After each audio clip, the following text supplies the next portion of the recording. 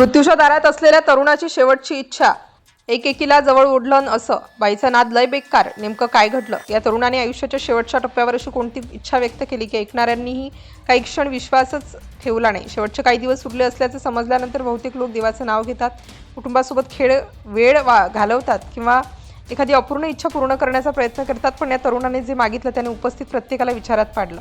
काहींनी त्याच्यावर टीका केली, काहींनी त्याची बाजू घेतली, तर काही जण स्तब्धच झाले. आयुष्य किती अनिश्चित असतं हे कोणालाही सांगण्याची गरज नाही. सकाळी हसणारा माणूस संध्याकाळी रुग्णालयाच्या बेडवर असू शकतो.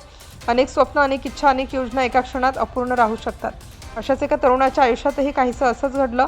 सुरुवातीला साधा आजार वाटणारी ही समस्या हळूहळू गंभीर होत गेली. अनेक तपासण्या, अनेक डॉक्टर, अनेक उपचार, पण शेवटी जे समोर आलं ते ऐकून त्याच्यासह त्यांचं संपूर्ण कुटुंब हादरलं. आता वेळ फार कमी असल्याचं सांगितलं जात होतं आणि प्रत्येक दिवस त्याच्यासाठी मोलाचा ठरत होता.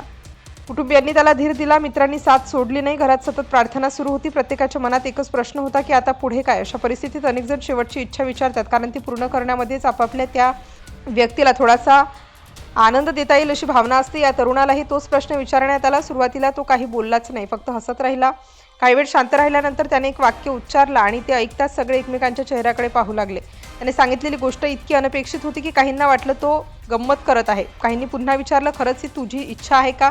त्याने शांतपणे होकार दिला. त्याच्या चेहऱ्यावर भीती नव्हती, दुःख नव्हतं. उलट अनेक दिवसांनी तो मनापासून हसताना दिसत होता. कुटुंबियांसमोर आता मोठा प्रश्न उभा राहिला, ही इच्छा पूर्ण करावी की नाही? समाज काय म्हणेल? लोक काय विचार करतील? पण शेवटी एकच निर्णय झाला, आयुष्याचे शेवटचे दिवस आनंदात जावेत एवढंच महत्त्वाचं.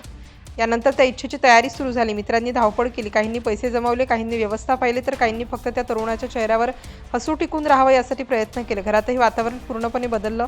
काहींना अजूनही काय होणार आहे याचा अंदाज नव्हता, पण ज्यांना माहिती होतं ते सर्वजण शांतपणे तयारी करत होते. त्या दिवशी प्रत्येकाची नजर फक्त त्या तरुणाकडे होती. जेव्हा त्याची इच्छा पूर्ण करण्याची वेळ आली तेव्हा तो बेडवर बसलेला होता. चेहऱ्यावर समाधान दिसत होतं. आजूबाजूला त्याचे मित्र, नातेवाईक आणि कुटुंबीय उभे होते.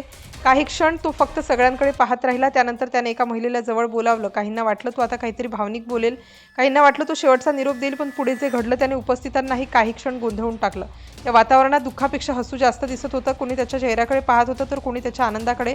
त्याने आयुष्याच्या शेवटच्या दिवसात स्वतःला दुःखात बुडवून न ठेवता मनाप्रमाणे काही क्षण जगण्याचा निर्णय घेतल्याचं स्पष्ट दिसत होतं. त्यामुळे काहींनी त्याचं कौतुक केलं, तर काहींनी यावर नाराजी व्यक्त केली. मात्र त्याच्यासाठी त्या क्षणी लोकांचं मत महत्त्वाचं नव्हतं. त्याला फक्त स्वतःच्या मनातली इच्छा पूर्ण झाल्याचा आनंद हवा होता. या घटनेची चर्चा अनेक ठिकाणी सुरू झाली. काहींनी म्हटलं की प्रत्येकाला स्वतःची शेवटची इच्छा पूर्ण करण्याचा अधिकार आहे, तर काहींनी असा प्रकार योग्य नसल्याचं मत मांडलं. या घटनेवर अनेक प्रकारच्या प्रतिक्रिया उमटल्या. कोण बरोबर आणि कोण चूक यावर वाद सुरू झाले. पण या सर्व चर्चेपेक्षा मोठी गोष्ट म्हणजे मृत्यू समोर उभा असतानाही त्या तरुणाने काही क्षण हसण्याचा प्रयत्न केला आणि त्याच्या कुटुंबियांनाही ती इच्छा पूर्ण करण्यासाठी स्वतःच्या भावना त्यांनी सुद्धा बाजूला ठेवल्या. आता तुम्हालाही प्रश्न पडला असेल की शेवटी त्या तरुणाची इच्छा नेमकी काय होती? तर त्याने कोणताही धार्मिक कार्यक्रम, देवदर्शन किंवा शांत वातावरणाची मागणी केली नव्हती. त्याने ऑर्केस्ट्रा पाहण्याची इच्छा व्यक्त केली होती. डान्सर नृत्य करत असताना त्यांच्यावर पैशांची उधळण करायची, त्यांच्यासोबत काही आनंदाचे क्षण घालवायचे, एवढीच त्याची शेवटची इच्छा होती.